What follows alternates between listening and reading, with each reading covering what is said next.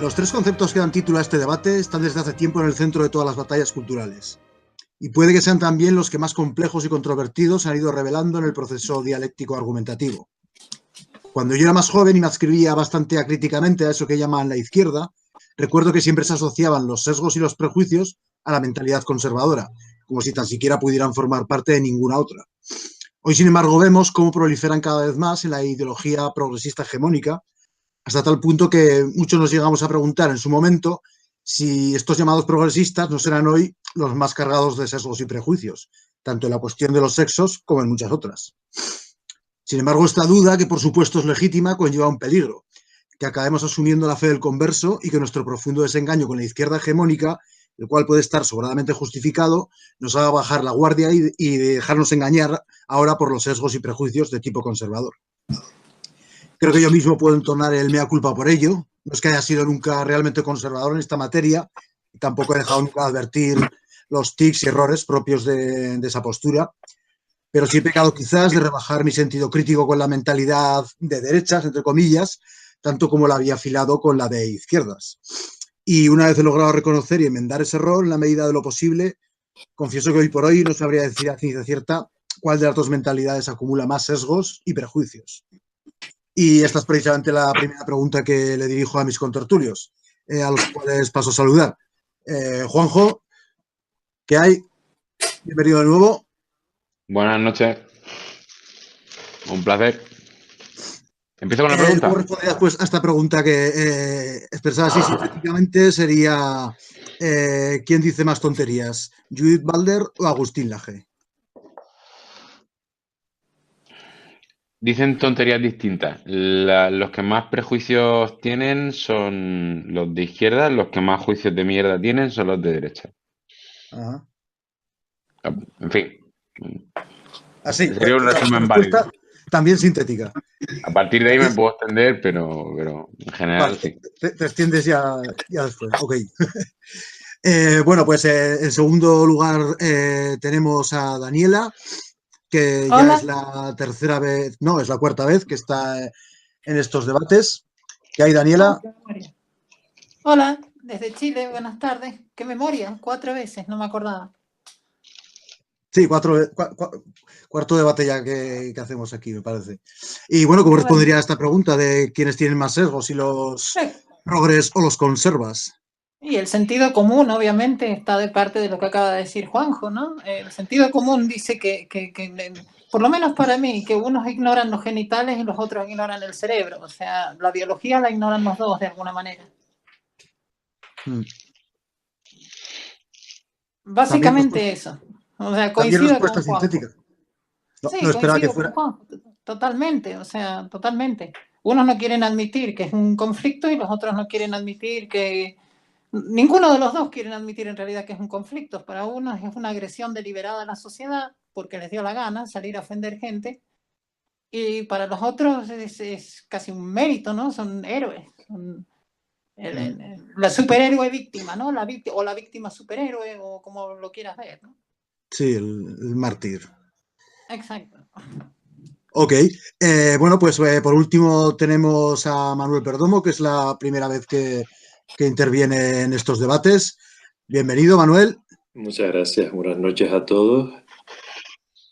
Y bien, pues ¿cómo responderías a esta pregunta personalizada en Judith Butler y Agustín Laje, por personalizarlo en personajes conocidos? Hombre, yo estoy con Juanjo en que ambos dicen más o menos el mismo nivel de tonterías, lo que pasa es que son tonterías distintas, ¿no? Pero quizás, aludiendo un poco al sesgo progresista del que hago ejemplo muchas veces, yo diría que Laje dice ligeramente un poquito más de tonterías que Butler. No demasiadas más, pero creo que Laje dice un poquito más de tonterías. De todos modos, es verdad que tanto progresistas como conservadores adolecen de muchos sesgos. Y bueno, realmente creo que esa sería mi respuesta, aunque admito que haré alguna matización posterior. Ok. No esperaba oír respuestas tan sintéticas, pero bueno, así vamos avanzando más rápido. Yo me puedo extender. ¿Sabes? Sí, bueno, si quieres extenderte, Juanjo, adelante. Yo he hecho un poco de trampa.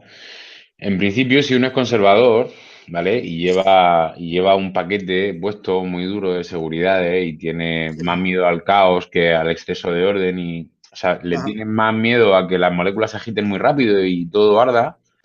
Él le tiene mucho miedo a eso y le tiene muy poco miedo al frío y la muerte del espacio, donde las moléculas se mueven mucho, mucho menos, ¿vale? Este es el conservador. Entonces, como viene con el paquete puesto, tiende a decir tonterías muy gordas que son juicio. Es conocimiento muy asentado, que ha sido conocimiento normativo en un momento determinado de la historia, que irrevocable, o sea, que inevitablemente ha tenido que aceptar juicios científicos y conocimientos con un mayor nivel de certeza, pero que son tan sólidos porque ha sido ya inevitable enfrentarse a ellos.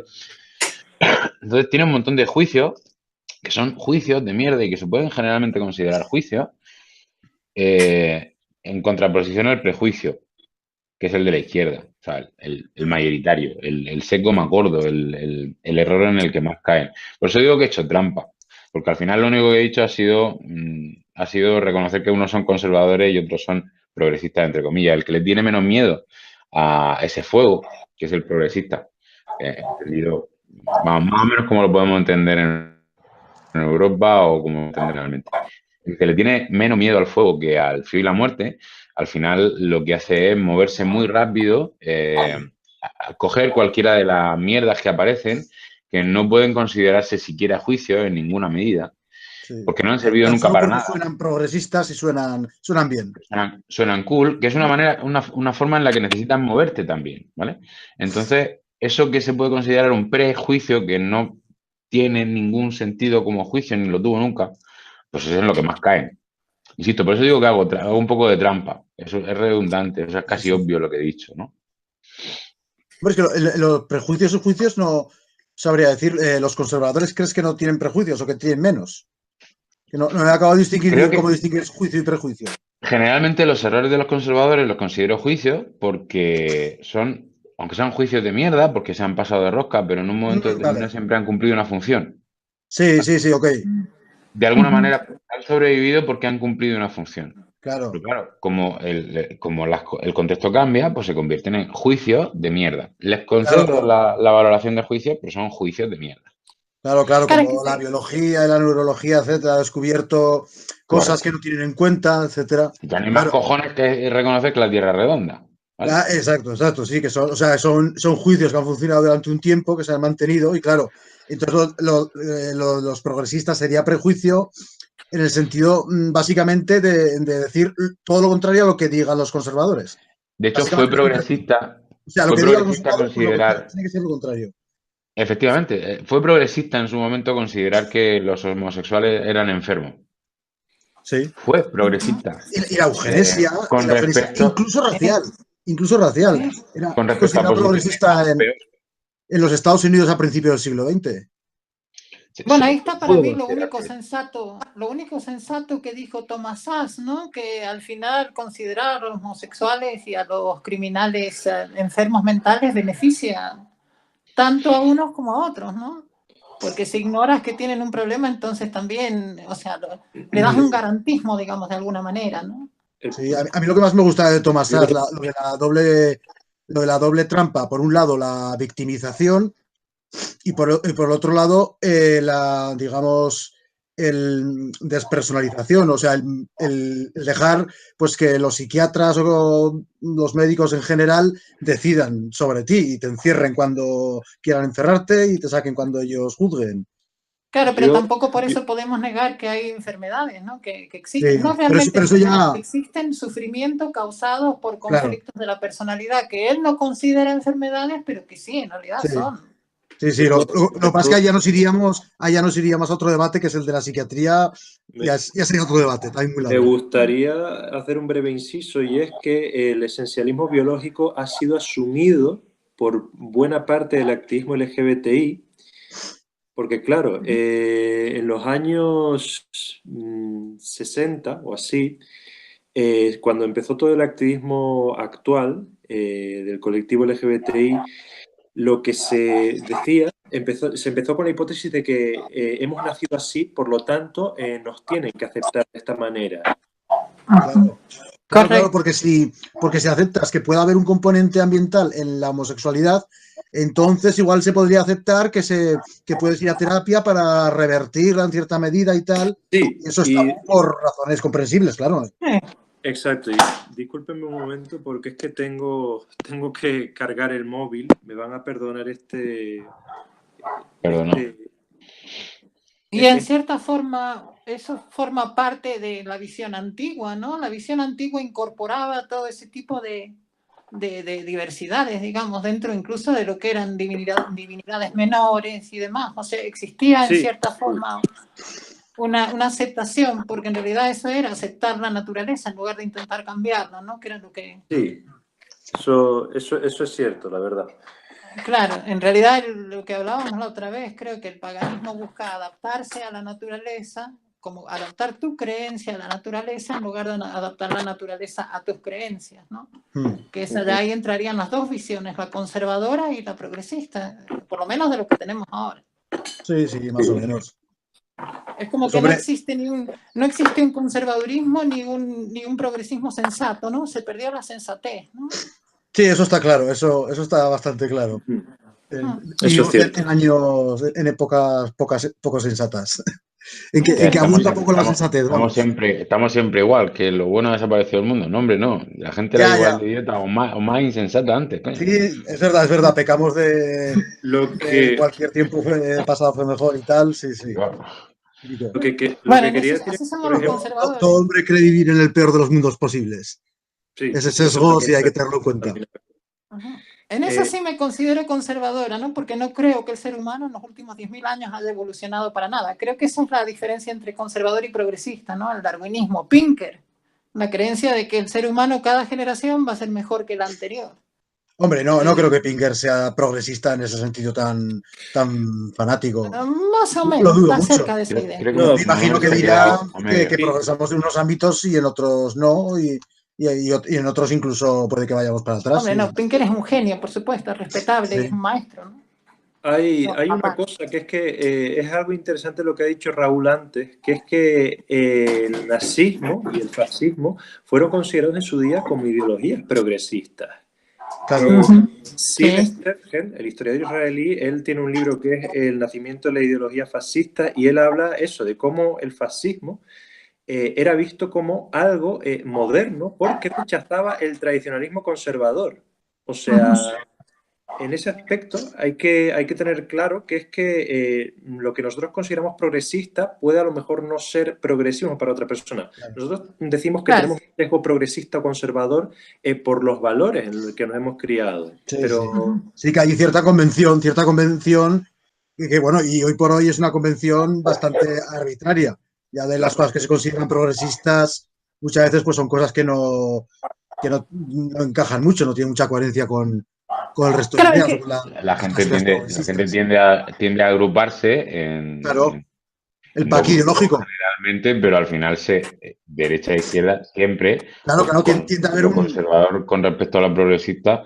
Al final siempre se autodefine. Eso no... Claro, sí, tiende a haber siempre dos grupos más homogéneos, que es el pack ideológico típico de izquierdas, que sería así como socialdemócrata con guiños a la extrema izquierda, y el pack de derecha sería liberal conservador. Sí, realmente. Por eso la gente muchas veces cree que todas las de izquierda y derecha son iguales, porque la mayoría de la gente tiene ese pack ideológico estándar.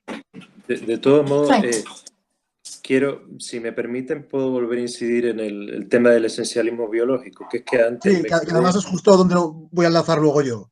Vale, es que me quedé un poco interrumpido antes con el tema de la batería, pero a ver, lo que quiero añadir con el tema del esencialismo biológico es que efectivamente en los años 60, cuando empezó todo este tema del activismo, las revueltas de Stonewall y todo eso, pues claro, a partir de ahí se empezó a hablar de que hemos nacido así. Y este esencialismo biológico acabó siendo la piedra angular de muchas generaciones venideras del activismo. Claro, ¿qué pasa con este biologicismo? Este biologicismo lo que se usaba era para ganar la simpatía de conservadores moderados, de cristianos moderados, como alegando de que, bueno, como han nacido así, tenemos que aceptarles de esta manera. Y yo creo, como activista de este ámbito, que... Pero es curioso, solo un inciso, es curioso que al mismo tiempo era también por lo que he dicho antes, que era también pensado contra los conservadores, o sea, temiendo que si admitían que había un factor ambiental, pues eso, también se podía admitir que podía haber terapias de aversión y etcétera, etcétera. Pero de esto hablaré un poco más tarde también, de lo de las terapias y eso, de las llamadas terapias reparativas, entre comillas, pero el caso es que ya habiendo pasado 50 años desde estos inicios del activismo actual, todos los cristianos moderados que se podían ganar para la causa LGBT ya se han ganado. De hecho, la derecha cristiana ultraconservadora nunca terminó de aceptar esta hipótesis biologicista. Y el hecho de que estas terapias, entre comillas, siguieran existiendo es prueba de ello. Y claro, yo lo que he visto es de que esta teoría, de que esta hipótesis, lo que ha hecho ha sido borrar buena parte del activismo alternativo, de ese activismo que además muchas veces reivindicaba la autonomía personal, el autogobierno. Pero de esto me gustaría quizás hablar de nuevo. Te dejo la palabra, Raúl, para que... Ok. Sí, porque ya hilando con el esencialismo biológico, yo lo siguiente que me quería plantear es que, bueno, el debate en torno al género pues parece consistir principalmente en clarificar la realidad ontológica de los sexos, ¿no? Así en términos filosóficos. Y entonces, claro, debe remarcarse antes que el esencialismo respecto al sexo o a cualquier otra categoría, pues es un error nosológico tan habitual como desastroso para el avance de la ciencia. Porque claro, como señalaba Dawkins, si asumimos este esencialismo, pues creeremos que hay una esencia común pues a todos los caballos, otra a todas las cebras, y eso nos impedirá comprender que una especie ha evolucionado a partir de otra. Y creo que algo parecido ocurre con los sexos. Aunque claro, todavía no los hemos visto evolucionar y transformarse en otra cosa. Y eso, claro, pues eso está indicando que el dimorfismo sexual es muy, muy eficiente de diversos aspectos, ¿no? Pero claro, si en zoología esta negación del esencialismo pues no nos hace abandonar el concepto de especie, porque debería ser distinto para el caso de los sexos en medicina, psicología o sociología. La clave igual está en la distribución estadística. Volviendo a la analogía entre especies y sexos, por más que llegara a haber especímenes tan variados de cebras como para que algunos de ellos acabaran dando lugar a otras especies, pues de todas formas la inmensa mayoría de las cebras siguen siendo muy parecidas entre sí y nadie duda de que siguen conformando una especie aparte de la de los caballos o los asnos. Pero es un tema mucho más complejo, hay muchísima confusión en esto. La gente mete todo en la misma bolsa, está todo muy confuso. O sea, una drag queen, un trans, un gay, todo lo mismo. O sea, no. Sí, yo a eso iba. Hay un gran paquete, ¿no? De gente rara. Y no sé, hasta cierto punto no se ha investigado por qué ocurre, por qué está la diferencia de cada uno. Yo creo mucho lo que dice Blair White cuando dice que el progresismo no le interesa que se descubra una cura para la disforia de género. Y también creo que al conservadurismo tampoco le interesa. O sea, en realidad, políticamente es algo que no interesa. Si un señor viene y me dice que tiene un cerebro de mujer en un cuerpo de hombre, yo lo último que haría sería hacerle un escáner del cerebro para saber qué está diciendo, ¿no? O sea, se va a otros campos y se diluye lo que es la investigación. Y se sabe poquísimo, obviamente, no se sabe nada. O sea, se sabe que el cerebro del hombre y la mujer son distintos, que el de la persona trans puede ser una cosa intermedia. En cuanto a materia gris, materia blanca me refiero, ¿no? Pero no se sabe más, no le interesa, ¿no? Es un tema que a la política, desde luego, no le interesa. Sobre todo cuando el victimismo es una moneda de cambio tan valiosa, ¿no? Sí, claro, ahora mismo es que es la moneda principal o una de las principales. Y retomando, comparando las especies con los sexos, yo diría que, pues eso, que igual que aunque las cebras hayan evolucionado hacia otras especies, pues sigue existiendo la especie de las cebras. Pues de la misma manera, aunque haya individuos humanos con genitales, niveles hormonales y fisonomía a medio camino entre los dos sexos, y aunque exista a nivel neurológico o psicológico el trastorno de disforia de género, pues la inmensa mayoría de miembros de la especie encaja sin problemas en una de las dos categorías, varón o hembra. Sí. Y las excepciones, pues más bien parecerían ser las que, como se dice a menudo, pues confirmarían la regla, ¿no?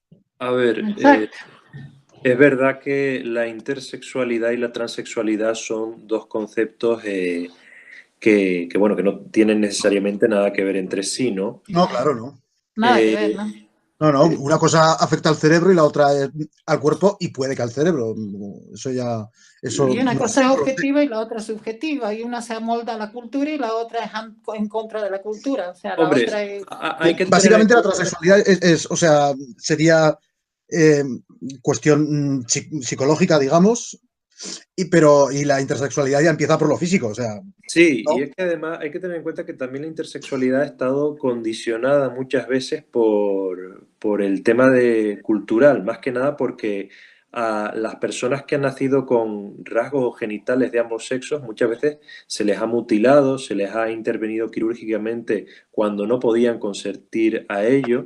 Y el activismo por las personas intersexuales, que es una cosa aparte del activismo por las personas trans, Claro. lo que busca sobre todo es evitar estas intervenciones, estas modificaciones en contra de la voluntad de las personas intersexuales y bueno, y sobre todo eso, buscar una mayor autonomía corporal para este colectivo.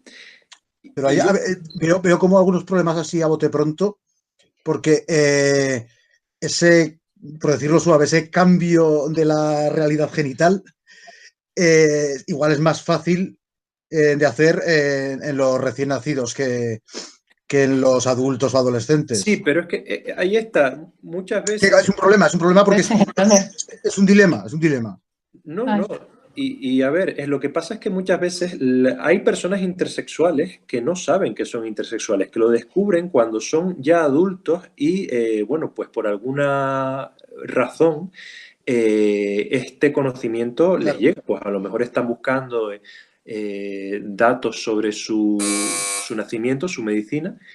Y me van a tener que disculpar un momento, por favor, porque me acaban de llamar, ¿vale? Disculpen un momento, por favor. Esto imagino que después se podrá cortar, ¿no? Sí, no hay problema. Disculpen. Lo interesante es que no se ha descubierto el gen de dónde está el género, ¿no? El gen del género, digamos, ¿no? No se ha encontrado todavía. No, es que más que el gen del género, pues bueno, las partes del cerebro siempre sirven para distintas cosas, ¿no? Entonces, todos los contenidos que son producto del ambiente, pues bueno, se van almacenando ahí. No se puede encontrar el gen del género. O sea, no es imposible, claro, por eso es puedes encontrar, es otro tipo de categoría. O sea, no puedes encontrar el gen del género. Claro, puedes encontrar quizás zonas que más o menos intervienen en la identidad de género, pero aún así son todos los contenidos culturales, digamos.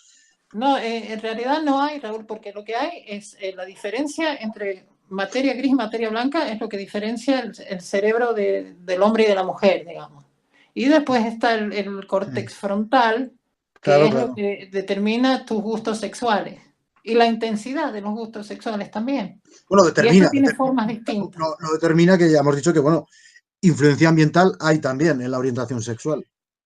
Hay predisposición. Hay predisposición, pero no determinación. Típicamente masculino y hay cerebros típicamente masculinos y cerebros típicamente femeninos. Claro. Y esto típicamente, en principio, para mí ya resuelve el asunto. A partir de ahí queda la neurología concretando cada vez más. La cuestión es que el problema político viene de una confusión jurídica y de una confusión, de un error científico, que es la psiquiatría como sacerdocio, que al final es político.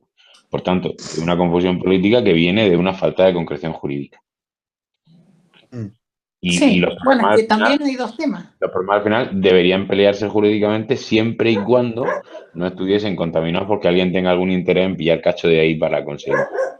Claro, es que también hay dos temas. Una cosa es las personas trans y otra son la idea de imponer distintos géneros. No tiene nada que ver una cosa con la otra. Creo que estaba diciendo más o menos Manuel. De hecho, la persona trans, en teoría, intenta moldarse a la cultura, o sea, al rol de género que pide la cultura. Claro. La idea de los múltiples géneros es otra cosa, es buscar, yo creo que es un poco lo que hablábamos la otra vez en el debate sobre arte, es un poco buscar la rebeldía, ¿no? Rebelarte en contra de las estructuras sociales, culturales, ¿no? Sí, claro. Mientras romper todas las categorías simplemente por deporte, claro. Exacto, no amoldarte de alguna manera a un género u otro, sino inventarte algo que le sea un shock a la gente, ¿no? Que les choque. Sí.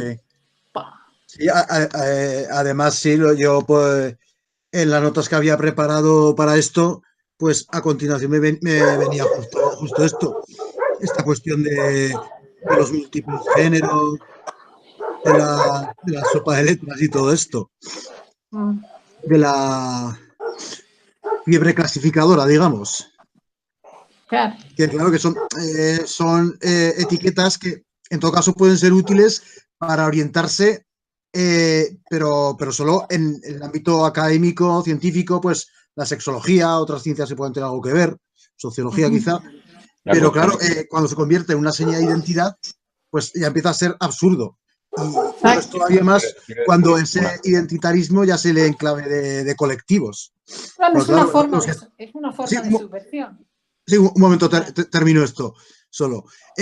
Como los que estamos aquí, pues orbitamos todos en torno al liberalismo, al individualismo metodológico, pues supongo que tendremos a acordar que el hecho de ser heterosexual, homosexual, bisexual, lo que sea, pues es una característica entre muchas otras.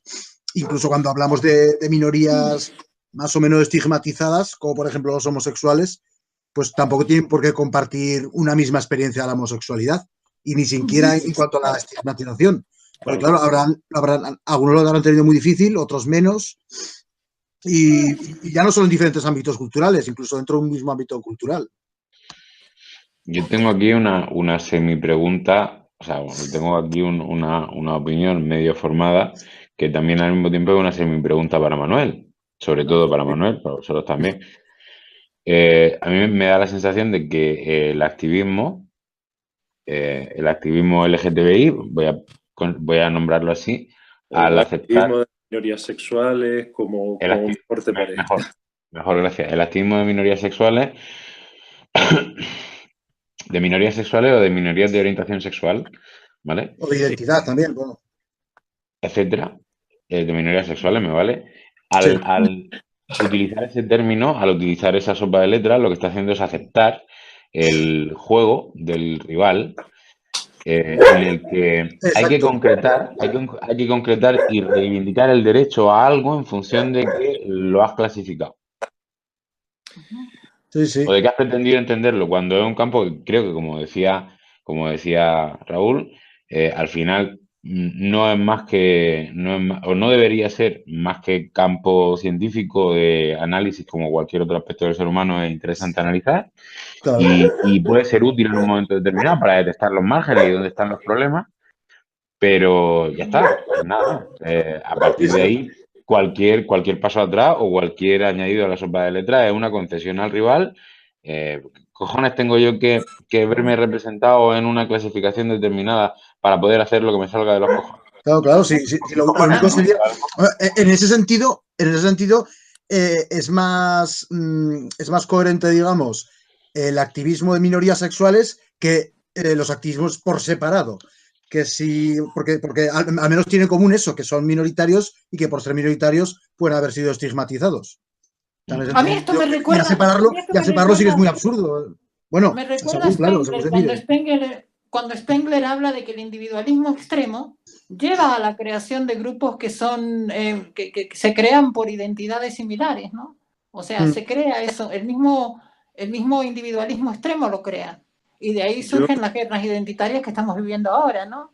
Sí. De hecho, lo del activismo LGBTI a día de hoy también tiene que ver con una cierta lucha interna de carácter identitario, pero en respuesta más o menos a lo que decía Juanjo, yo creo que a día de hoy el activismo LGBTI, tal y como lo entendemos de la manera hegemónica, al igual que podemos hablar de un feminismo hegemónico, pues podemos hablar también de un activismo LGBTI o de minorías sexuales y de género hegemónico, lo que lucha es por una suerte de autorización estatal, es decir, lo que hablamos es que no se lucha por la libertad de las minorías sexuales, se lucha por una libertad de ciertos...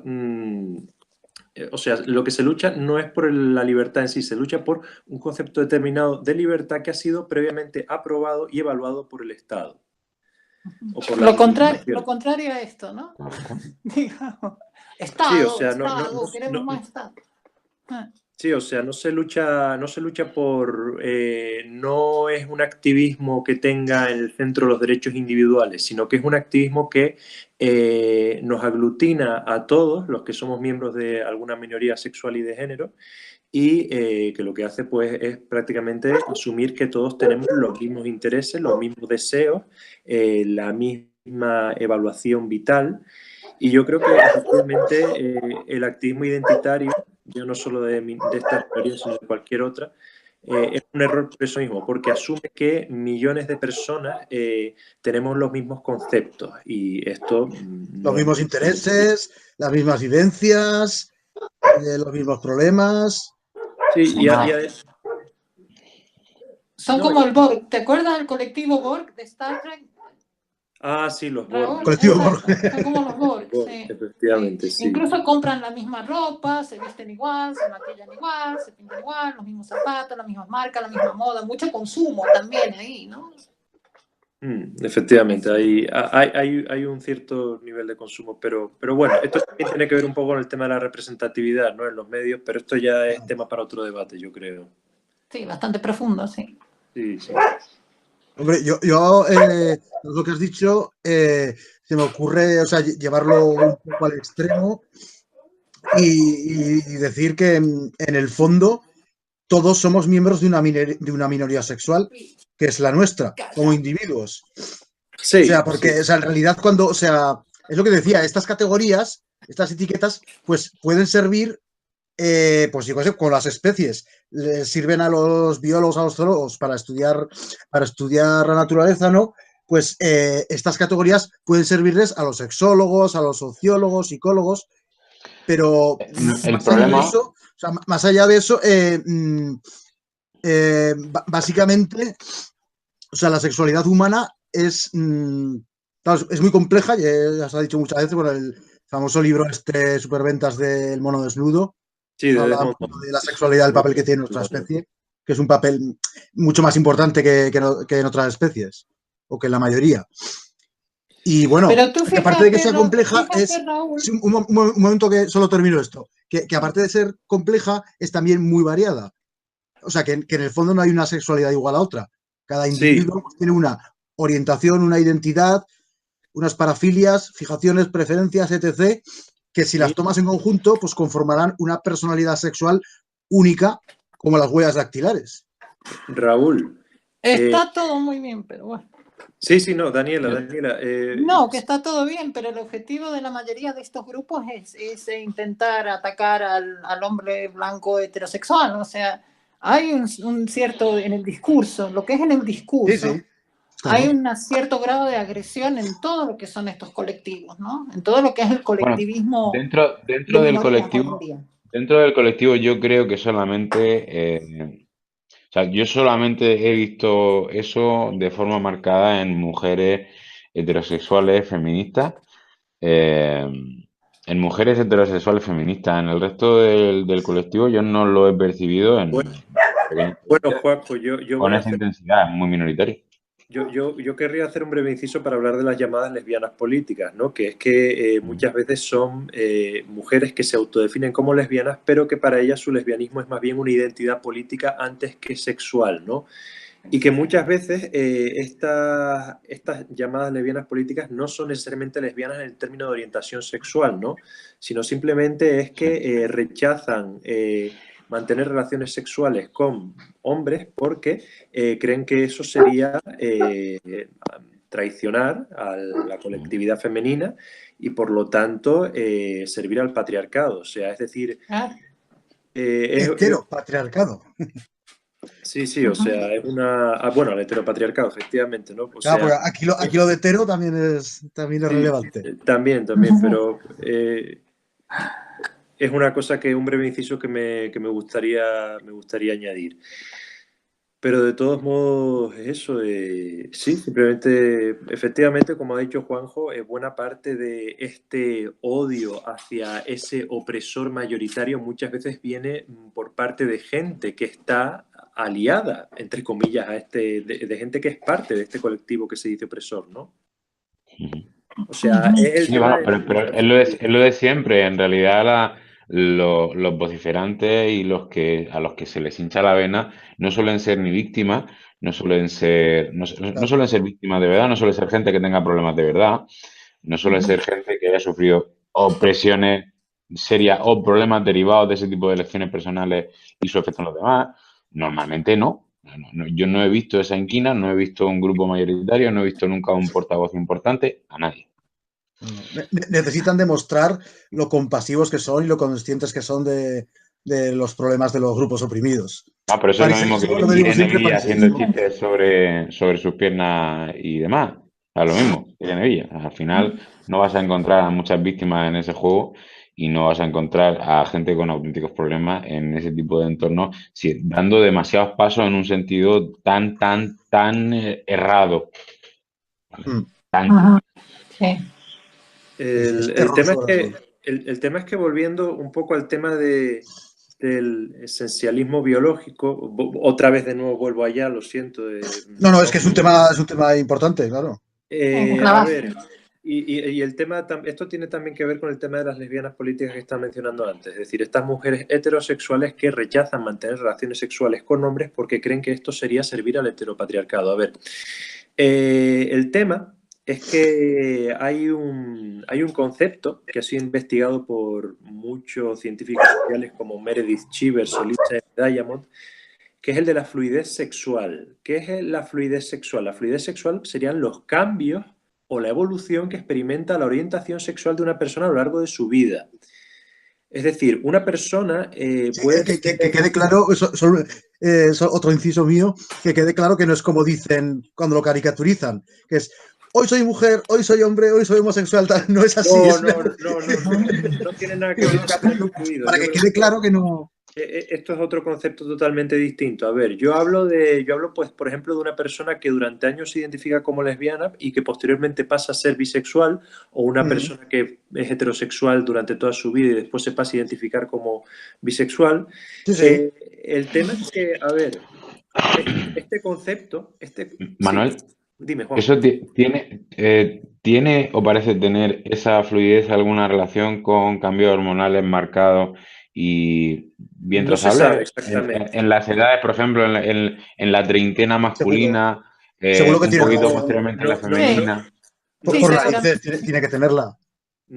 Hombre, yo no sé la verdad. De momento lo que sí se ha establecido es que la fluidez sexual está más presente en el sexo femenino, en las mujeres, que en el masculino. Es decir, parece haber una mayor cantidad o proporción de mujeres que sienten atracción fluida, es decir, que pueden sentir atracción que fluya de un género a otro o que se establezcan ambos géneros, ¿no? En el caso de los hombres, parece ser que se establece que hay una menor capacidad de fluidez. No se sabe exactamente muy bien por qué y de todos modos es un tema del que se está estudiando. Pero de todos modos, yo esto lo decía un poco porque cuando se habla de fluidez sexual se tiene miedo de dar a la derecha religiosa para que realicen estas terapias, entre comillas, reparativas que estábamos mencionando antes. ¿Se acuerdan de que antes lo mencionábamos, no? Sí. Pues claro, se teme que cuando se acepte la fluidez sexual y se rechace un poco el esencialismo biológico del nacidos así, entre comillas... Eso es la clave, Claro, exacto. Pues, o sea, se teme dar alas a la derecha conservadora, a la derecha religiosa, para decir que es que las terapias reparativas funcionan. Porque, y miren esto, esta persona decía que era lesbiana y ahora es bisexual, o esta persona decía que era bisexual y ahora es hetero. Y claro... Sí, puede fluir un poco, sí. Exacto, pero es que la fluidez es un cambio que se da de manera interna e involuntaria. No es algo que se dé a través de un factor externo o de una presión externa, que es lo que decía... Pero influencia ambiental sí que habrá seguro. Igual que decíamos que seguro que tienen que influyen los cambios hormonales, pues seguro que influye el ambiente también. O sea... Sí, es posible que el ambiente influya, pero el ambiente no influye de la manera en la que la derecha religiosa pueda creer. Yo creo, No, claro. no creo que una persona se vuelva hetero o se vuelva bisexual por rezar o por recibir terapia o por recibir terapia de choque, ¿no? O sea, no creo que funcione así como. Claro, es que para empezar, pues puede pasar algo tan sencillo como que tenga relación con personas homosexuales o no. Y que al tener relación con personas homosexuales, pues sea más fácil que se dé cuenta de que es bisexual, por ejemplo. O sea, sí, bueno, cosas así de sencillas. Hasta cierto punto, en el caso de las trans, parece haber evidencia de que algo ocurre en el útero. Es un problema en el útero. Por lo visto, recibimos una fuerte dosis de hormonas cuando se forma el feto, ¿no? Y muchas veces, incluso hay bloqueos, ciertas hormonas no llegan, a lo mejor la testosterona no llega a un cuerpo que se ha formado de forma masculina, y de ahí sale el fenómeno que hablábamos de la disforia de género, por ejemplo. O sea, hay muchos factores que son también biológicos, que no son biológicos o a medio ambiente, como dice Raúl, porque si yo a una mujer embarazada le inyecto una sobredosis de estrógeno, obviamente que algo va a pasar si el feto es varón, ¿no? Hay una incluso teoría. Si es hembra también. Sí, Daniela, esto precisamente que mencionas tú tiene que ver, yo creo que les he contado alguna vez acerca de Bailey, el que tenía la teoría esta sobre la autoginefilia en los transexuales, que bueno, que de eso quizás hablaré en otro momento, pero él también tenía una teoría que es la teoría del hermano mayor, que es que cuantos más hermanos mayores tiene un hombre, más posibilidades de que salga del armario durante algún momento de su vida como gay o bisexual, ¿no? O sea, porque según él, la gestación de un varón en el útero deja una serie de hormonas presentes en el mismo que después influirían en la composición de fetos posteriores, ¿no? Esto es una teoría que ha sido muy controvertida cuando salió y sigue siendo todavía bastante controvertida. No sé hasta qué punto será verdadero o no, pero es verdad que existe una correlación entre los hermanos mayores. Existe una correlación, según los estudios, entre los hermanos mayores que pueda tener un hombre y la probabilidad de que se identifique como gay o bisexual, ¿no? O sea, no sé si... ¿Dónde y cuándo se han hecho? Me interesa, ¿dónde y cuándo se han hecho esos estudios? Pues el estudio debe ser de la década pasada, si te digo 2006, y sobre todo pues con muestras realizadas en Occidente, en Estados Unidos, sobre todo Norteamérica, Estados Unidos y Canadá. No sé si era de Bailey o de Blanchard, de Ray Blanchard, que también es un sexólogo bastante conocido. Pero el caso es que es un tema que se ha investigado bastante y que, bueno, no tiene una solución, una solución fácil en ese aspecto. Yo ahí tengo que decir una cosa importante. Y lo siento, Raúl, por llevarte la contraria, pero uno de los problemas fundamentales en esto es que se están utilizando unas clasificaciones propias de un sacerdocio estatal y propias de un vagón de cola de la ciencia de la mente que poco a poco la neuropsicología se está quitando de encima, que es la psiquiatría. Durante mucho tiempo, como decía Manuel, hay una búsqueda de aceptación con una serie de asunciones previas de la propia identidad o el grupo por parte del Estado, y el Estado tiene su sacerdocio. Es el grupo de personas autorizadas para distinguir entre el loco y el cuerdo, y son los psiquiatras, que son, en general, hasta que hace 10, 15 años empezaron a estudiar neurología y a aparecer algunos psiquiatras con formación neurológica, solo tenían su grimorio y sus escasos conocimientos científicos que podían sacar de otras ramas, pero la psiquiatría no tiene cuerpo de conocimientos científicos como tal.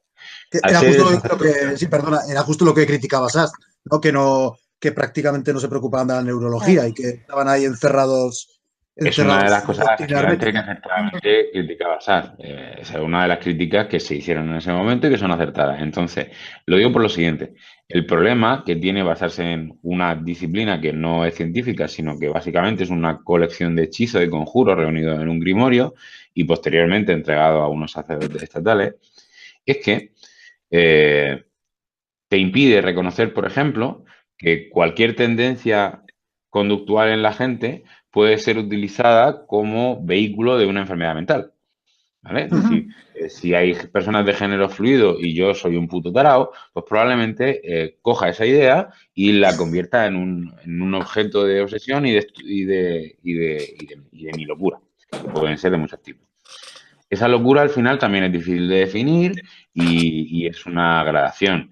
La psiquiatría al final decide a mano alzada y la mayor parte de los problemas que tiene tanto la izquierda como la derecha para casar los conocimientos científicos con un problema jurídico y ese grupo identitario vienen de ahí, de que están todos intentando utilizar a cascoporro clasificaciones de mierda que no son propias de un corpus científico ni han salido de ningún estudio, sino de una votación a mano alzada y de una necesidad también de cuestión, o sea, una necesidad crematística de la pasta que tienen que ganar los sacerdotes y todo el cuerpo.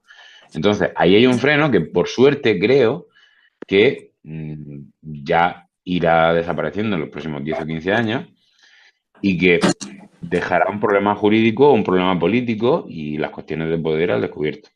Pero al final, lo que tiene, por eso te decía que te pido disculpas por meterme en lo de la psiquiatría, pero el problema de la psiquiatría lo saco porque es central y es una excusa para todos para mantenerse en un campo de batalla muy absurdo y que es totalmente prefabricado. No hay un terreno ventajoso para ninguno de los dos. No, sí, yo estoy bastante de acuerdo en eso contigo. Sí, de hecho, fuiste tú el que en el anterior debate me dijiste que Thomas Szasz decía magufadas, pero básicamente porque en esa época pues tenía que... Me refería por sacarlo, meter aquí el tema de la psiquiatría. No quiero abrir un debate en particular sobre eso, sino que lo decías por volver al tema de la psiquiatría. Produce un problema y que ese problema aquí se manifiesta en todas partes y para todos. Vale, ok.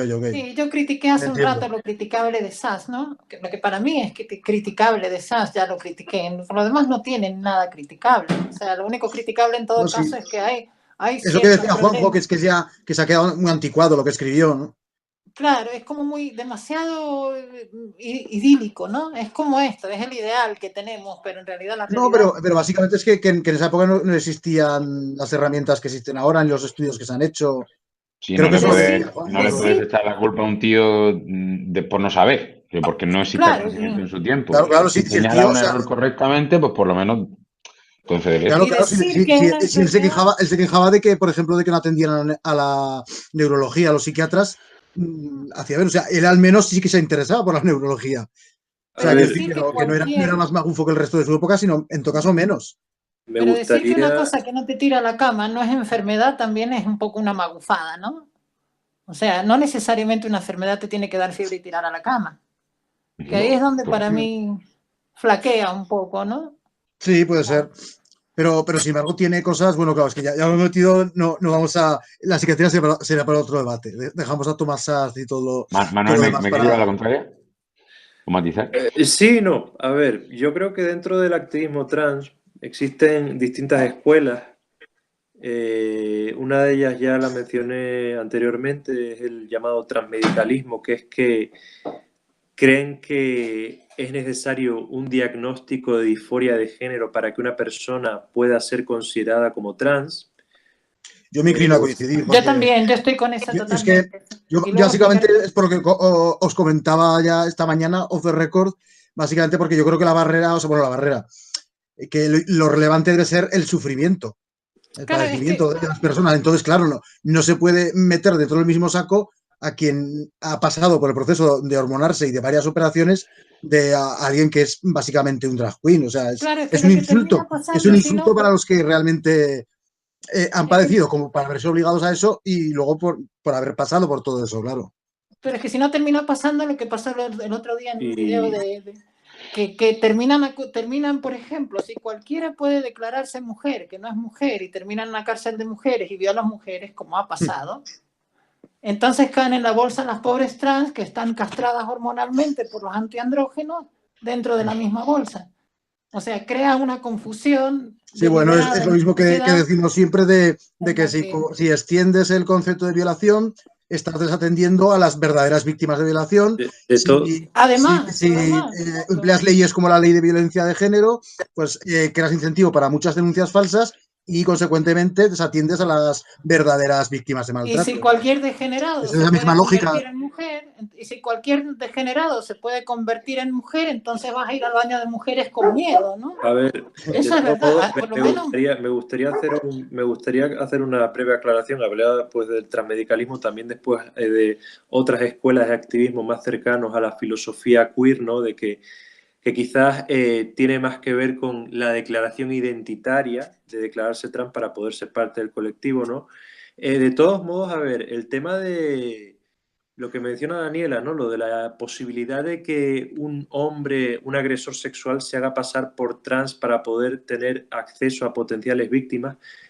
No se ha demostrado que una mayor aceptación de las mujeres trans en espacios públicos destinados a mujeres haya supuesto un aumento estadístico de las agresiones sexuales. Es decir, no creo que aceptar a mujeres trans en espacios públicos de mujeres conlleve un mayor número de agresiones sexuales ni nada que se le asemeje. A ver, pero sí es verdad que habrá siempre desaprensivos que se aprovecharán de estas identidades para poder obtener algunas víctimas. O sea, lo vimos con el caso que Daniel ha mencionado, ¿no? El de esta persona que fue admitida a una cárcel de mujeres tras declarar sexual y que probablemente no sea transexual, dicho sea de paso, porque... bueno, por lo menos químicamente castrada no estaba, ¿no? No, o sea, no. funcionaba lo que es en los genitales masculinos, pero cosa que a una trans no debería, ¿no? Si está hormonal. Pero de todos modos, es que incluso por lo que yo he leído, el entorno de esta persona dijo que efectivamente no era trans ni bueno, y ni nunca se había declarado como tal, incluyendo las exparejas de esta persona. De todos modos, yo creo que esta persona, si había sido condenada por un delito de agresión sexual, donde había tenido que estar es en una celda de aislamiento para asegurarse de que no agrediera sexualmente a otras reclusas. O sea, eso fue un fallo de la Administración Penitenciaria de Reino Unido, que creo que fue donde se dio el caso. Y yo creo que fuera trans o no, esta persona no tendría que haber estado con acceso a otros presos que estaban en situación de vulnerabilidad. Lo que tendría que haberse hecho es una celda de aislamiento donde hubiese estado lejos del resto de la población reclusa. Pero es solo mi opinión, este último inciso. Igual sigue siendo una propaganda buena para los lajes y los butlers, sobre todo para los lajes, ¿no? Para decir que todas las personas trans son unos degenerados violadores de niños que van a ir a los baños de las mujeres y van a violar. Cosa que vuelvo a incidir. La aceptación. No, pero en general, la aceptación de las cosas, no tiene. La aceptación de actitudes minoritarias o conductas minoritarias no tiene ese tipo de incidencia nunca. Lo que tiene ese tipo de incidencia son los incentivos. Los incentivos como, por ejemplo, la autoridad que pueda tener un colectivo determinado y su actividad. Por ejemplo, la policía está llena de todos los que conocíamos como los macarras de adolescentes.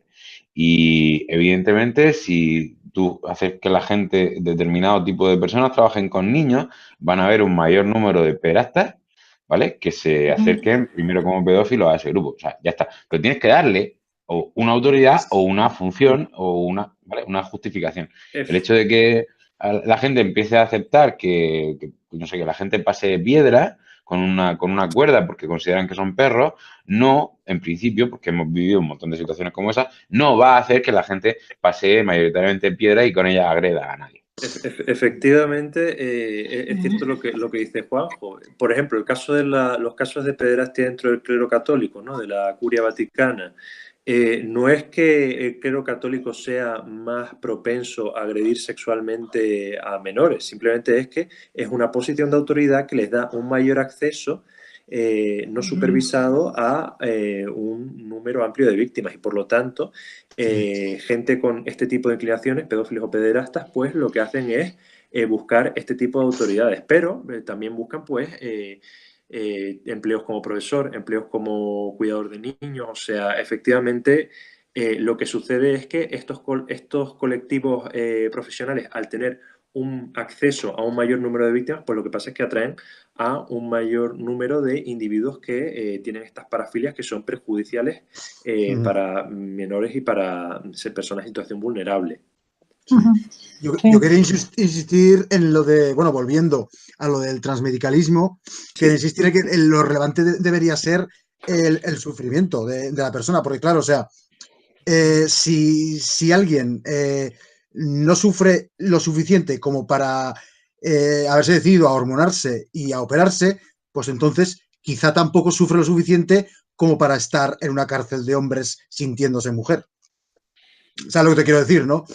Sí, sí, pero... O sea, ¿por qué tiene que tener ese derecho a que lo ingresen en la cárcel de mujeres alguien que, pues eso, alguien que no... No, que según ese tipo, pues no sería transexual estricto sensu. Sí, sí, pero eso es lo que pasa cuando no hay una sentencia de un juez, una sentencia, un estudio psiquiátrico previo, todo tipo de estudios, un estudio endocrinológico previo también. Cuando cualquiera va y dice, yo me quiero llamar, qué sé yo, Felipe, no me voy a llamar, ahora me voy a llamar Felipe y mañana me voy a llamar Rita. Entonces, cuando ocurre eso, se presta para ese tipo de conveniencias también, ¿no? Dice, bueno, me conviene por esta razón o me da por este lado, pero en realidad no es una persona que esté diagnosticada como tal, no es una persona que en realidad padezca disforia de género, o sea, no la padece otro tipo de psicopatología.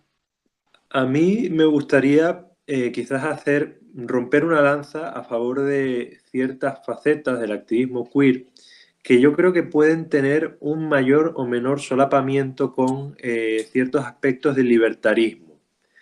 Sí. Interesante. Sí, no, yo porque se lo oía a Ernesto Castro y me pareció muy interesante que eso de la multiplicación de géneros, pues que tiene un origen también, o sea, podrá tener varios orígenes, pero uno desde luego es libertario, individualista. De hecho, las feministas de extrema izquierda acusan a las personas trans y a cualquier persona que apoye la teoría queer, lo acusan de ser unos esbirros del neoliberalismo, o sea, las llamadas TERFs, las feministas que excluyen a los transexuales y a las transexuales, lo que hacen es decir que en realidad la gente trans es una punta de lanza del neoliberalismo, ¿no? O sea, ya no el activismo en general de varios grupos, sino exclusivamente de las trans. Bueno, que supuestamente eso choca, porque lo otro sí que es una teoría ya conocida de la famosa farlopa que le da el capitalismo a la izquierda, como dice Juan Soto Ibarra. Es que para ella pero centrarlo en los transexuales parece un poco absurdo, porque transexuales y neoliberalismo. Yo entiendo lo que quiere decir Manuel. Para ellas están perpetuando los roles de género, ¿no? Las personas trans. Eso sí, pero eso no tiene que ver con el neoliberalismo, a no ser que pensemos que el neoliberalismo es igual a heteropatriarcado, que seguro que algunos lo piensan, pero... Yo creo que, bueno, de hecho esto hubo una controversia hace poco en el seno de la izquierda española con el Partido Feminista de España, liderado por Lidia Falcón, porque habían escrito porque escribieron un comunicado en el que efectivamente decían que el sujeto político del feminismo no se podía regalar y ellas lo que pensaban es que la izquierda le estaba regalando el feminismo a las personas trans, o sea, ellas lo que estaban diciendo es por favor no nos quiten el chiringuito. No, pero es que básicamente, o sea, a partir de Judith Butler y el posfeminismo, a partir de que se asumen ciertas tesis de Judith Butler que se han asumido bastante de feminismo hegemónico, aunque como decía antes, coge un poco lo peor de todo, lo peor de todas las corrientes, pues claro, desde ese momento ya desaparece la mujer como sujeto político. O sea, Judith Butler lo insinuado, lo dice claramente, aunque no he podido acabarme el libro porque hay que echarle arrestos. Pero pero lo que yo quiero decir con todo esto es que efectivamente hay una parte del activismo trans que casa un poco con las ideas libertarias, sobre todo con el tema del transhumanismo, del biolibertarismo, porque a fin de cuentas estas modificaciones corporales que la gente trans hace con su cuerpo, valga la redundancia, perdón, lo que hace sobre todo es una búsqueda de la felicidad del individuo. Es decir, el individuo trans lo que hace mediante estas modificaciones es aproximarse a la felicidad, que es lo que todos buscamos. Sí, bueno, lo que sería la realización personal, pero en el plano fisonómico y bueno, y hormonal, claro, en lo que afecta a lo emocional y psicológico. Sí, Juanjo, que hablaba antes de la psiquiatría, seguro que sabe acerca de esto. Hay un trastorno recogido en el DSM que se llama Body Dysmorphic Disorder, trastorno de cuerpo dismórfico, que básicamente es pensamientos recurrentes y obsesivos acerca de que hay algo en el cuerpo de uno que está mal y hay algo que hay que modificar. Claro, todo esto es interesante porque efectivamente, aunque se abogue por la despatologización de la transexualidad, la psiquiatría, el fantasma de la psiquiatría va a estar ahí, en el activismo trans, queramos o no, durante muchos años. Y por eso mismo hay que intentar establecer comparativas, es decir, hay una parte del activismo queer que lo que quiere es que las modificaciones que las personas trans le hacen a su cuerpo pues sean meramente una modificación estética. Lo que se quiere es despatologizar la transexualidad para que las modificaciones que se hagan las personas trans en sus cuerpos pues sean como cualquier modificación estética o cosmética que se puede hacer cualquier persona cis, ¿no? Yo en parte estoy de acuerdo. ¿Y no va por ahí la Beatriz Terciado? Cuando se pone testosterona en crema y tal. Sí, a ver, es que claro, no sé, es una modificación que a fin de cuentas, claro, parte del activismo queer lo que quiere es esto, la despatologización de la transexualidad para que se vean las modificaciones corporales de las personas trans como simplemente una mera modificación más, como podría ser cualquier otra. Pero claro, después volvemos al tema del transmedicalismo de nuevo, y perdón por volver a incidir ahí, sé que me estoy repitiendo muchísimo. No, yo creo que es muy interesante.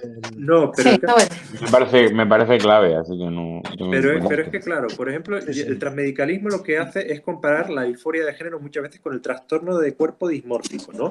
Es decir, esta disforia de género, estas modificaciones que una persona trans querría hacerse a su cuerpo, vendrían a ser como el trastorno corporal dismórfico, pero aplicado a lo que vienen siendo los aspectos genitales o sexuales de la persona. Por eso yo digo que hay que tener en cuenta ambas escuelas, ¿no?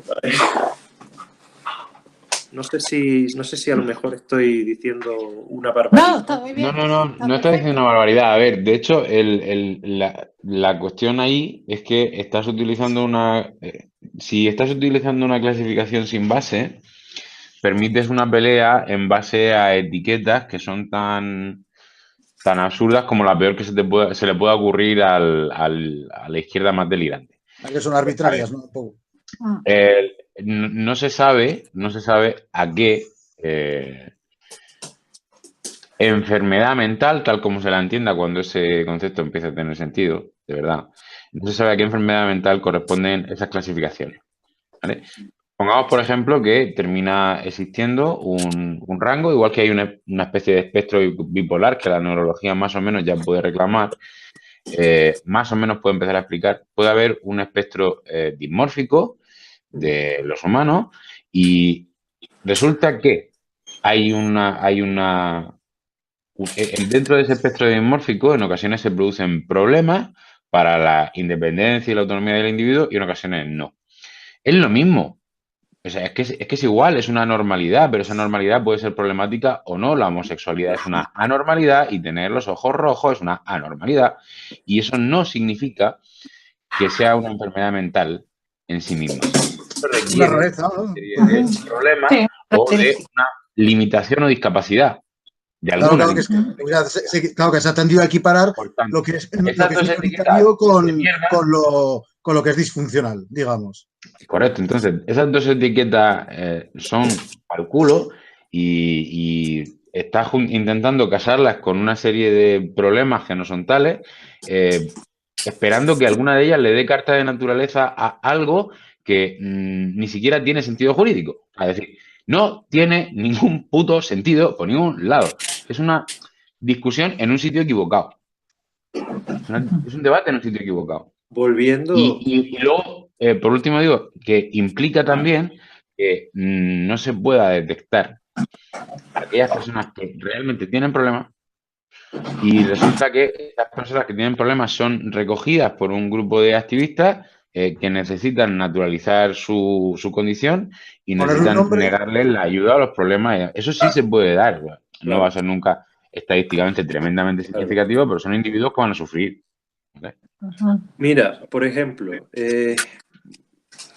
volviendo a las diferencias entre un activismo y otro, se ve como un gran avance muchas veces que se faciliten los cambios de género, sexo en el DNI. O sea, se ve como un gran avance, se le da mucha pompa y ornato a estas facilidades legales.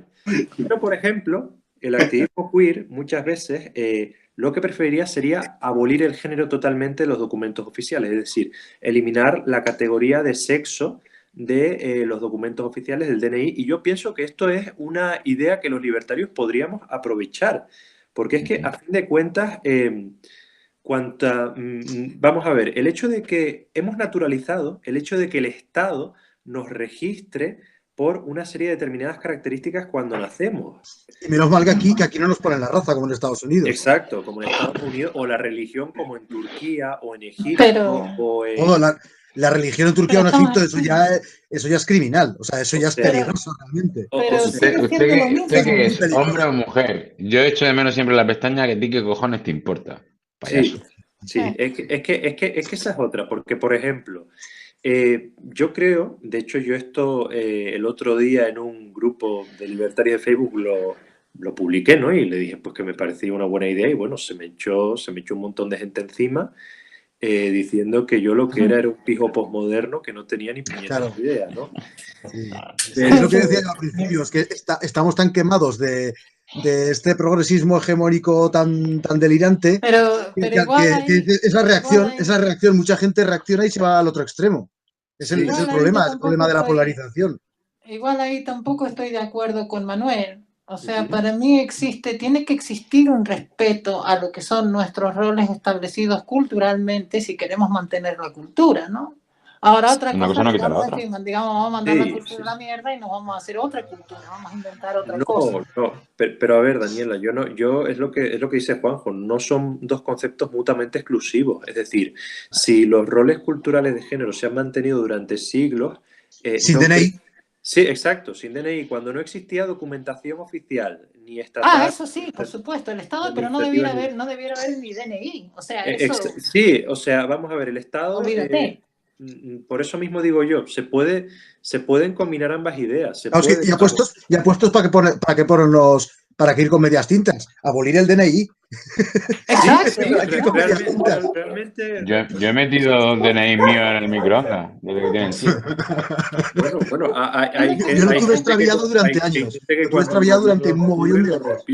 Es lo que digo yo como libertaria, el matrimonio igualitario, para mí no, o sea, el problema es el concepto del Estado casando, no el que sea hombre con hombre, que ahí es donde hay mucha confusión entre, o sea, es que el Estado tenga que intervenir. No, y ahí... Yo sí que tengo que decir algo que va a sonar un poco incorrecto o conservador, y sí que tengo que decir algo que yo creo que, o sea, el matrimonio como tal, seguro que habéis oído el argumento, aunque a mí me parece correcto, el matrimonio como tal ya nace como una institución heterosexual. O sea, y el hecho de querer traspasarlo a los homosexuales es como una imitación. Sí, también es una frente a la cultura, pero no necesariamente. Sería un tipo de unión distinta con su propia tradición. Pero eso tiene razón, pero eso se da por una cuestión jurídica, económica y patrimonial. Sí, claro, eso es necesaria. Es verdad lo que dice Juan. No, sí, claro. Es decir, eso lo entiendo, ¿cuál es la propiedad? ¿Cómo se gestiona? Sí, para heredar, o sea, primero la sociedad mercantil que supone un matrimonio y luego el usufructo temporal sobre la conducta de los hijos. No, claro, ese derecho estoy de acuerdo, claro, por supuesto. Que tengan ese derecho los homosexuales como cualquiera. Pero es como decía Bastos. Pero es como decía Bastos. Y si me quiero casar con mi hermana, pero en el sentido de casar solo económicamente. Para mí es lo que dice Virginie Despentes. Para mí es lo que dice Virginie Despentes, el matrimonio es prostitución de tiempo completo. Sí, sí, sí. Que está bien, yo lo acepto. Totalmente O sea, de yo estoy acuerdo casada, lo acepto. con esa Me afirmación. prostituyo también. Vale. Claro, sí, lo que es, lo uno es un contrato de alquiler y otro es un contrato de compraventa. Exacto. Por cierto, hablando ahora de prostitución, que este tema también tiene miga, tiene que ver un poco con el tema del feminismo. Bueno, primero sobre todo ahora. Pues sí, pues primero para que vean ustedes la división entre el activismo hegemónico y el activismo queer radical, entre comillas, que es que cuando se aprobó el matrimonio igualitario en muchos países occidentales, el activismo queer protestó porque lo que estaba pasando es que el colectivo LGBTI se estaba volviendo mainstream, se estaba heterosexualizando, es decir... Pues sí, no, es que es verdad. En ese sentido es verdad. Hubo una serie de disidencia interna, muy leve, por otra parte, de este radicalismo queer, efectivamente, quejándose de que lo que pasaba es que estaba el colectivo LGBTI o las minorías sexuales ingresando al mainstream. Pero bueno, esto no tiene que ver con el tema de la prostitución. Yo les animo... No, pero claro, eso también es contradictorio en el sentido de que si lo que se busca es igualdad, respeto, o sea, que sean aceptación. Ciudadanos como cualesquiera otros, pues tienen que ser mainstream. O sea, sí, no, por eso mismo. Pero es que hay gente que no quiere ser mainstream. Hay gente que se siente cómoda en las trincheras siempre. O en una trinchera que ellos imaginan que es trinchera, ¿no? Pero en fin. Te vamos a subvertir todo, ¿no? La subversión total. Querer sentirse outsider, querer sentirse... Sí, o sea, es una necesidad en cierta manera, ¿no? La pirámide de Maslow esa, pues la necesidad de autorrealización, hay gente que la suple de esa manera, ¿no? Pero de todos modos, volviendo al tema de la prostitución, el sindicato Otras, que ha estado en boca de todo el mundo en los últimos días por el manifiesto este que publicaron, que por cierto yo lo firmé y les animo a que si pueden hagan lo mismo, creo que se lo pase a alguno de ustedes. Y a ver, el tema es que, por ejemplo, es verdad que yo muchas veces he usado el argumento que ha dicho Daniela. El matrimonio es prostitución sacralizada, porque a fin de cuentas era un hombre vendiendo, entre comillas, a su hija a otro hombre para que lo que es el patriarcado realmente. O sea, claro, para eso hagamos contratos de esclavos también, ¿no? Hagamos exacto. contratos. Lo que es el patriarcado realmente, históricamente y antropológicamente. La esclavitud aristotélica es eso. Y es que hasta la época moderna, posterior a la Revolución Francesa, no podíamos hablar de matrimonio libre realmente porque el matrimonio se usaba siempre con intereses familiares, políticos. O sea, el matrimonio era una institución al servicio del colectivo. De hecho, claro, el amor romántico fue revolucionario en sus inicios porque era unos individuos mandando a la mierda a las instituciones sociales para estar con quien ellos querían. Claro. Es que básicamente el matrimonio, o sea, la función social es atar los padres a los hijos, o sea, obligar a que se responsabilicen de los hijos. Crear la estructura, eso. Básicamente eso. Es una cuestión de orden social. O sea, Y bueno, Sí, Daniela, perdón. No, sí, que es una cuestión de acuerdo social, es una cuestión del supuesto contrato. Que tiene una función bien clara, Por eso, la sociedad cambie. Y ya yéndonos al tema, pues, por ejemplo, del matrimonio, por ejemplo, interracial en los años 60 en los Estados Unidos, porque realmente el matrimonio interracial fue legal en buena parte del mundo durante toda la historia. Eran países como Estados Unidos, Sudáfrica o la Alemania nazi quienes constituían las excepciones, ¿no? Pero el caso es eso, el matrimonio interracial era considerado una cosa revolucionaria porque a fin de cuentas era esto, una lucha por la libertad, y el matrimonio entre personas del mismo sexo ahora pues viene a ser un poco lo mismo, ¿no? La segunda mujer de Thomas Jefferson, ¿no? Que era su esclava. En este caso sería una lucha por atarse. Una lucha por encadenarse. Simplemente quería establecer esa comparativa, pero me he columpiado un poco. No, sí, Sally Hemings era una esclava de Thomas Jefferson con la que tuvo algunos hijos ilegítimos que tuvieron descendencia que aún vive. Y de hecho, bueno, era una cosa que es que no podía ser considerada una relación igualitaria porque él era el amo y ella era la esclava, o sea, pero es que es verdad. Y no podía ser matrimonio tampoco, no podían convertirlo a matrimonio. Pero es que es verdad, por ejemplo, a mí me gusta comparar un caso el tatarabuelo de Morgan Freeman una vez fue a uno de estos programas de televisión en los que famosos se analizan el ADN para saber quiénes eran sus antepasados y qué proporción de cada ascendencia tienen, ¿no? Y él descubrió, Morgan Freeman, que tenía un antepasado blanco, un tatarabuelo que él pensaba que había violado a una mujer negra, pero resultó que no, que habían tenido una relación consentida, pero que había sido socialmente no aceptada. Y estaban enterrados juntos. O sea, es una cosa interesante. Me he ido del tema. Volvamos, Raúl, devuélvenos al redil. Hombre, pues yo creo que hemos tocado un poco todos los puntos ya. Sí, yo creo que sí, también. Habrá una segunda parte, pero yo creo que hemos tocado más o menos todos los puntos. O otro tema. A mí solo se me ocurriría concluir recomendando a todo el mundo que vea una entrevista que le hizo Valentina Ortiz a Roxana Kramer, que creo que es una joya porque desmonta el feminismo hegemónico de cabo a rabo y lo hace con una capacidad de síntesis, aludiendo a varias disciplinas y demás. Y vamos a recomendarlo a todo el mundo porque eso no es una crítica como la de Laje y Márquez, ¿no? Es una crítica desde, digamos, el centro objetivista, por llamarlo de alguna manera, que también hablamos de esto off the record con Manuel. Pobrecillos Laje y Márquez, ¿no? La verdad. Pues sí, no, pero... Ahora yo he llegado a la conclusión de que todas esas conspiranoias, como cosas que no existen, como el marxismo cultural, el neoliberalismo y todo eso que son abstracciones, conviene creer en ellas un poquito, pero no caer muy bajo. O sea, no caer, si vas a creer en marxismo cultural, no apuntar a una raza, como hacen, decir, el sionismo, los judíos, bla, bla, bla. No, sí. Eso es muy peligroso, sí. Eso lo tenemos que hacer, si no quizá el próximo debate podemos empezar con una pregunta que es bien interesante, que es que entendemos cada uno por marxismo cultural y, más importante, por ideología de género, que es que ni hemos mencionado el rótulo. Y la otra que estaría bueno es conservadurismo y progresismo. Sí, es otro debate bueno que también aquí lo hemos tocado también un poco, bueno, más que tangencialmente. Que creo que es donde podemos tener diferencias.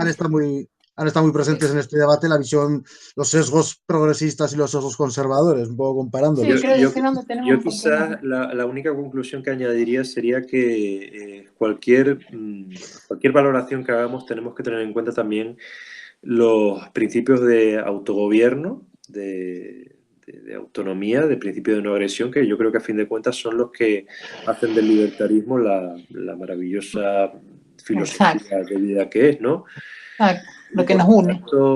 Que una persona trans decida llevar a cabo las modificaciones pertinentes sobre su cuerpo o sobre su ser en general en búsqueda de la felicidad es algo que no afecta a nadie más que a la propia persona. Lo conoceré como mayor de edad. Sí, efectivamente mayor de edad. Bueno, el tema de los menores trans como persona. Es un tema que no hemos tocado, pero que quizás deberíamos tocar en la segunda parte. Claro. Bueno, sí, sin duda. También se me olvidó mencionarlo, pero vamos, es otro tema, es el tema más polémico, que lo abordaremos también en la segunda parte, que es lo de la transexualidad. Lo que sí está claro. El tema ultra polémico. Coincidiendo con Manuel, lo que sí está claro que hasta hoy en día la única cura que se conoce, bueno, que no es una cura en realidad, pero la única forma de tratar a las personas trans que se conocen es... Paliativos, son siempre paliativos. Llevándola más hacia el sexo que perciben que tienen biológicamente. Es terapia afirmativa, lo que se hace muchas veces pues, cuando una persona tiene algún problema con su orientación sexual. Cuando alguien tiene lo que se llama en los manuales de psiquiatría homosexualidad egodistónica, es decir, una orientación sexual con la que esta persona no se siente a gusto, lo que se proporciona es una terapia afirmativa que ayude al revés, o sea, en vez de aversión, de afirmación. Sí, es una terapia y bueno, y hay gente que dice que efectivamente eso, ayudar a las personas trans a conseguir aproximarse a su género de identidad es esto, una terapia de afirmación. Y yo estoy de acuerdo. Yo creo que es algo que simplemente se me ocurre a bote pronto, que supongo que no debe ser del todo beneficioso en el caso de los transexuales el insistir tanto en que se vean como, o sea, si es un hombre que se ha hormonado y operado para parecer mujer, que no se insista tanto en eres mujer, sino que se recuerde también que es una minoría, pero en el sentido de ser algo especial, algo distinto. Bueno, ahí yo coincido más con el tema de... Porque claro, eso quizá pueda aliviar un poco el sufrimiento en el sentido de decir, no, es que no soy mujer del todo, pero bueno, es que no eres algo distinto, digamos, y eso puede ser, no tiene por qué ser malo. Pero todo es tema de la percepción, Raúl, porque si te fijas el debate, por ejemplo, entre Ben Shapiro y Blair White, la conclusión que llegó Ben Shapiro, que es ultraconservador, es que si Ben Shapiro... yo no creo que sea ultra. Si Ben Shapiro le dice, va a un restaurante con Blair White y dice, póngale al señor una copa de vino, va a quedar como un imbécil. Sí, porque la percepción que tiene el ambiente, el entorno, es que Blair White es una mujer. Sí, y esto tiene también que ver un poco lo que yo comenté hace un momento, que es que si una mujer trans excita a un varón, este varón no puede ser gay. El varón tiene que ser o heterosexual o bisexual. Claro, hablaríamos quizás de distintos tipos de heterosexualidad, ¿no? Pero, por ejemplo, lo que se ha visto, según los estudios de Bailey, Su y todo esto, es que una mujer trans no despierta el deseo en un varón homosexual, pero sí, si te atrae una mujer trans, tienes que ser o bisexual o heterosexual. Esto yo quería hacer un breve inciso porque es que efectivamente una persona no va a reconocer a Blair White como un hombre, lo va a reconocer como una mujer, porque efectivamente el mundo la ve como una mujer. Es una percepción. Pero sin embargo, sin embargo, si le atraen especialmente los transexuales, entonces no es heterosexual, no es homosexual, no es bisexual. Es a lo que iba yo antes, que al final, bueno, no hemos hablado de la escala de Kinsey, pero yo he aludido, más o menos se intuía que iba por ahí cuando hablaba de que en realidad sexualidades hay infinitas, tantas como individuos. Exacto, la escala de Kinsey de todos modos ha quedado un poco desfasada estos últimos años. Pero es un poco orientativo de que hay grados. Tener en cuenta que hay grados, que no existe heterosexualidad pura ni homosexualidad pura. Eso es verdad, y de todos modos la heterosexualidad que incluye a las mujeres trans, yo diría que hasta cierto punto está un poco más cerca de la bisexualidad, de la homosexualidad. Sí, puede ser. Pero en todo caso, alguien que realmente le atraen, en especial los transexuales, pues es un tipo de sexualidad distinta que aún no tiene nombre, que está por intentar. Me parece que no es posible eso, Raúl, porque para que se diera ese caso, debieras verlo, o bien ir viendo los genitales de la gente mientras pasan delante tuya. Sí.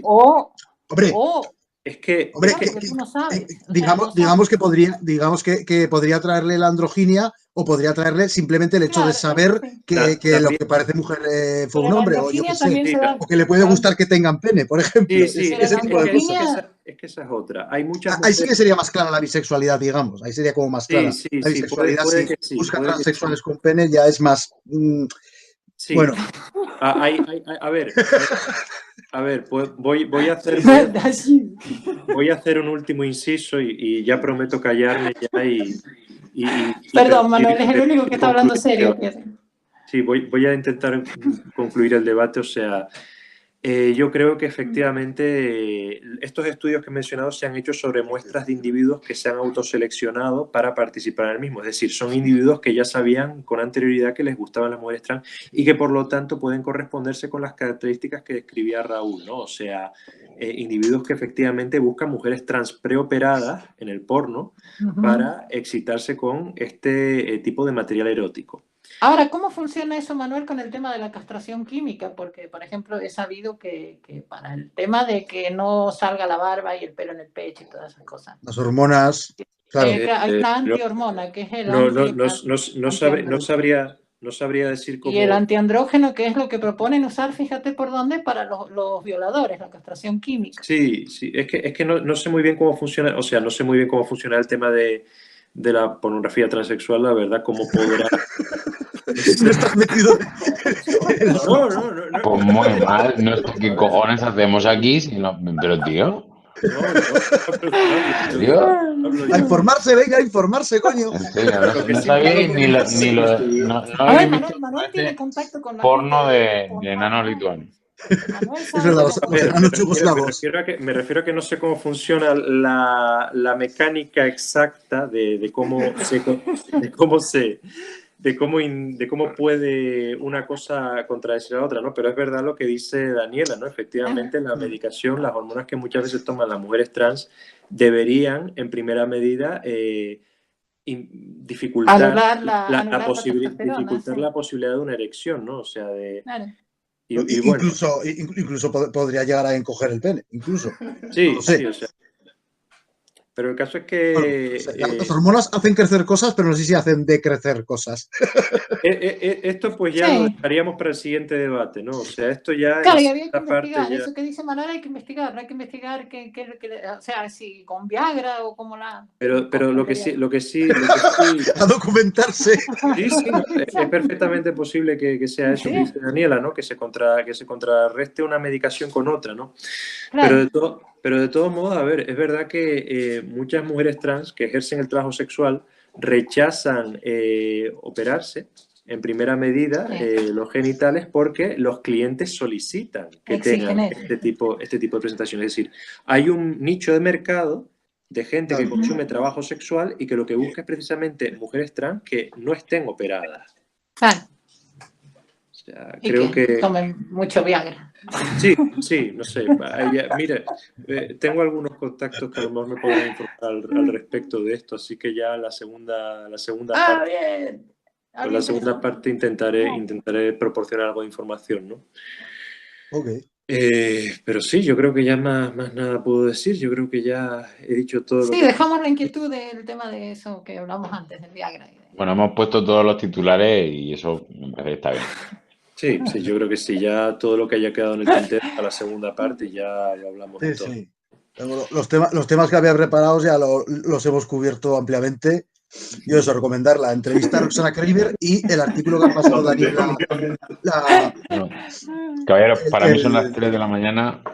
Pues vamos entonces ya a dejarlo ya. Tardecico en Stalinland. Yo El eso, día siguiente. recomendar la entrevista de Valentina Ortiz a Roxana Kramer, imprescindible, y el artículo de, espera a ver el nombre, era la crítica al libro de la G. Márquez. El que te pasé yo, ¿no? Sí, ahora no lo veo por aquí de quién era.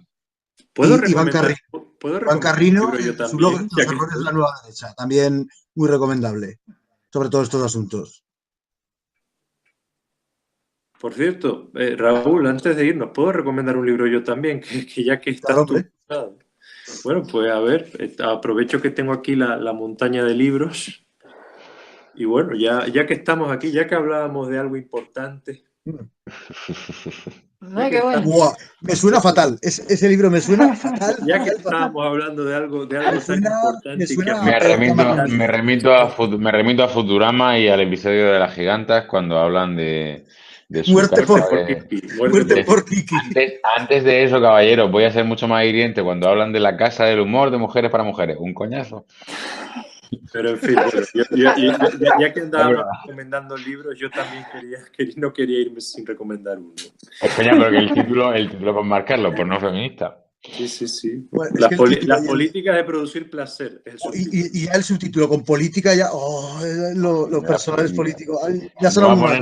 no me va a poner nada cachondo, no lo voy a ver. No lo voy a prejuzgar, pero me ha sonado Veré la película Bárbara cuando la Miller hagan. y peor, a Beatriz Jiménez. O sea. Veré la peli cuando la hagan, Manuel. Vale. Pero yo tenía que intentarlo, lo siento. No, pero seguro que causa algún efecto. Alguien se hará eco de la recomendación. Alguien lo querrá. Yo recomiendo alguna biografía de Arthur Rimbaud y con eso ya he puesto un papelico para el tema. Hombre, y yo he puesto la tabla rasa de Pinker, por supuesto. Que no haya leído la tabla rasa de Pinker. Recomiendo Sexo en Persona de Camille Paglia. Ay, muy bueno. El libro que llevo detrás del mogollón de tiempo, pero posible porque cuesta un dineral que te cagas, al menos en Amazon. Muy bien, caballero, pues bueno, cuando me digáis corto, yo me voy porque esto sigue grabando y cuando cerréis todo se graba. Vale. Sí. Corto el sonido también. Esto ya a documentarnos sobre diversos temas y materias. Vamos a documentarnos, tranquilo. Bueno, pues encantado de haber debatido con ustedes y me ha animado mucho, la verdad. Ya cuando quedemos para la segunda parte, pues encantado también estaré de estar ahí. Y bueno, muchas gracias a todos, a Juanjo, a Daniela, a Raúl. Y bueno, pues ¿cómo vamos a hacer? Porque edito el sonido y se lo envío a Juanjo o lo envío a Raúl. No, yo os envío, yo de editar, no sé, yo os envío la grabación y... Claro, tú envíale la grabación de vídeo a Raúl y yo le envío el sonido a Raúl. Eso se dice después de grabar. Vale, no habrá que cortar esto. Habrá que cortar esto. Pues yo, bueno, gracias chicos de nuevo y demás, aunque no haya sido un debate, me inventaré posiciones para el próximo, para que haya un poco de pique. Y ya está. Bueno, Saludos. Pues saludos a todos, ¿vale? Bueno, muchas gracias a todos por participar y... Muchas gracias a ustedes también, chicos. Que tengan buena tarde. Bueno, gracias, Manuel. Juanjo. Chao. Chao.